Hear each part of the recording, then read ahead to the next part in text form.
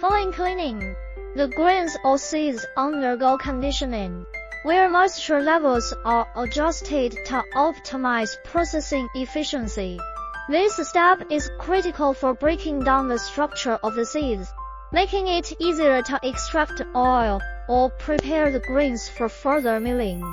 The actual milling or pressing stage comes next. In the case of grains, milling involves grinding the kernels into flour or separating components like bran and germ. For oilseeds, after extraction, refining processes are applied to purify both the grain products and the oils.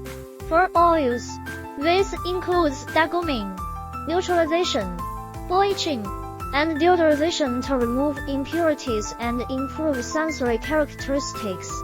Similarly, automation plays an essential role in modern grain and oil equipment processing, ensuring consistency, minimizing human error, and enhancing productivity. Advanced technologies such as computerized controls and sensors monitor each phase of production, guaranteeing optimal performance and safety standards. By adhering to these well-defined procedures and employing cutting-edge technology,